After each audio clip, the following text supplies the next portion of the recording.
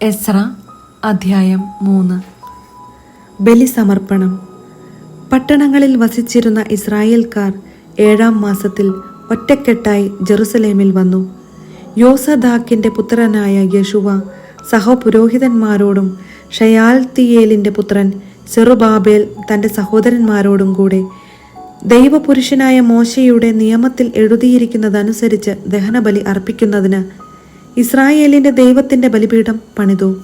ദേശവാസികളെ ഭയന്ന് അവർ ബലിപീഠം പൂർവസ്ഥാനത്ത് സ്ഥാപിച്ചു. അതിന്മേൽ അവർ കർത്താവിന് പ്രഭാതത്തിലും പ്രദോഷത്തിലും ദഹനബലി അർപ്പിച്ചു. അവർ കൂടാരത്തിരുന്നാൾ യഥാവിധി ആചരിച്ചു. അനുദിന ദഹനബലി ഓരോ ദിവസത്തേക്കുമുള്ള ചട്ടമനുസരിച്ച് അർപ്പിച്ചു. നിരന്തര ദഹനബലിയും അമാവാസിയിലെയും കർത്താവിന്റെ നിശ്ചിത തിരുനാളുകളിലെയും ദഹനബലികളും ഓരോരുത്തരുടെയും സ്വാഭീഷ്ട കാഴ്ചകളും അവർ കർത്താവിന് അർപ്പിച്ചു. 7-ാം മാസം 1-ാം ദിവസം മുതൽ അവർ കർത്താവിന് ദഹനബലി അർപ്പിക്കാൻ തുടങ്ങി. എന്നാൽ കർത്താവിന്റെ ആലയത്തിന് അടിസ്ഥാനം ഇട്ടിരുന്നില്ല. ദേവാലയ നിർമ്മാണം തുടങ്ങുന്നു. പേർഷ്യ രാജാവായ സൈറസിന്റെ അനുവാദത്തോടെ അവർ കൽപ്പണിക്കാർക്കും മരപ്പണിക്കാർക്കും പണവും ലെബനോനിൽ നിന്ന് ജോപ്പായിലേക്കു കടൽ മാർഗം ദേവദാരു കൊണ്ടുവരാൻ സിദോന്യർക്കും ടയർ നിവാസികൾക്കും ഭക്ഷണപാനീയങ്ങളും എണ്ണയും നൽകി.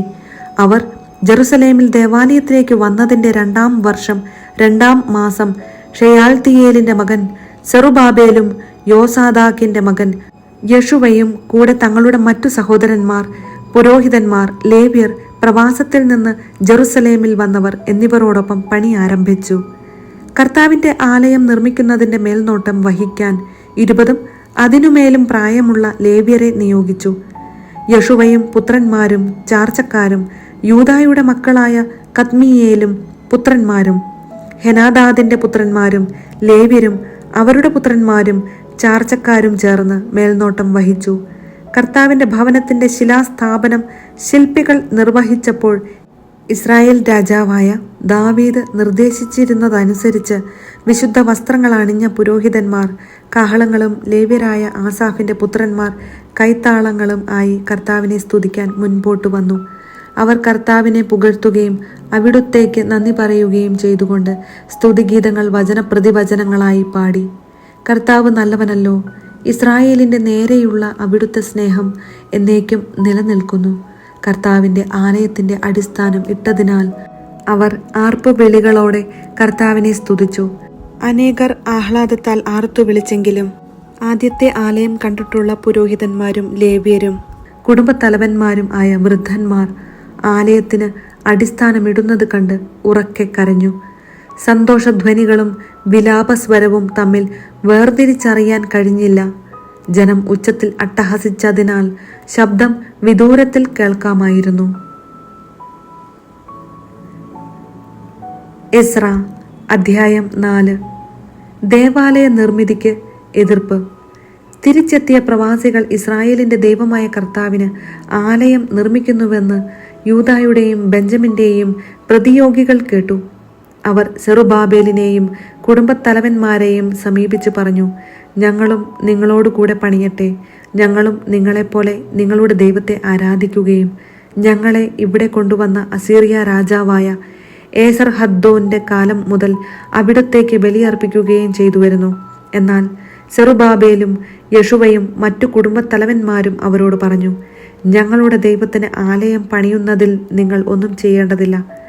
പേർഷ്യ രാജാവായ സൈറസ് കൽപ്പിച്ചതനുസരിച്ച് ഇസ്രായേലിന്റെ ദൈവമായ കർത്താവിന്റെ ആലയം ഞങ്ങൾ തന്നെ നിർമ്മിച്ചു കൊള്ളാം. അപ്പോൾ ദേശവാസികൾ പണി തുടരുന്നതിൽ യൂദാ ജനങ്ങളെ നിരുത്സാഹപ്പെടുത്തുകയും ഭീഷണിപ്പെടുത്തുകയും ചെയ്തു.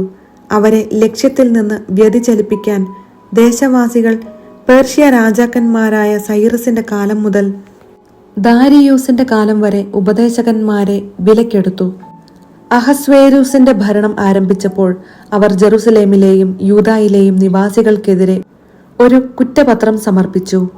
പേർഷ്യ രാജാവായ അർത്താക്സർക്സസിന്റെ കാലത്തും ബിഷ്ലാം, മിത്രദാത്ത്, താബേൽ എന്നിവരും അനുയായികളും രാജാവിനെഴുതി. കത്ത് അരമായ ലിപിയിലാണ് എഴുതിയിരുന്നത്. വിവർത്തനവും ഉണ്ടായിരുന്നു. സേനാധിപതി റഹും കാര്യദർശി ഷിംഷായി എന്നിവർ ജെറുസലേമിനെതിരെ രാജാവിന് കത്തയച്ചു.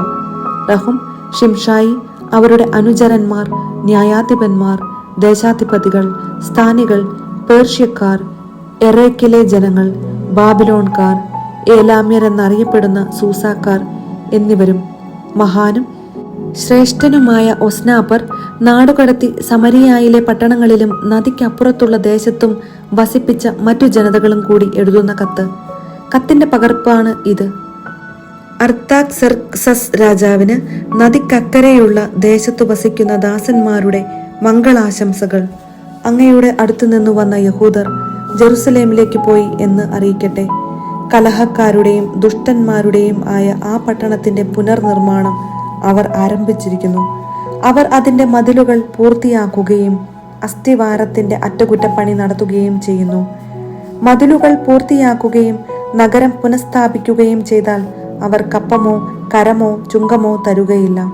അങ്ങനെ രാജഭണ്ഡാരം ക്ഷയിക്കും എന്ന് അറിഞ്ഞാലും രാജാവിനെ അനാദരിക്കുന്നത് കണ്ടുകൊണ്ടിരിക്കാൻ അങ്ങയുടെ ആശ്രിതന്മാരായ ഞങ്ങൾക്ക് കഴിയുകയില്ല. അതിനാൽ ഞങ്ങൾ അങ്ങയെ വിവരം അറിയിക്കുന്നു.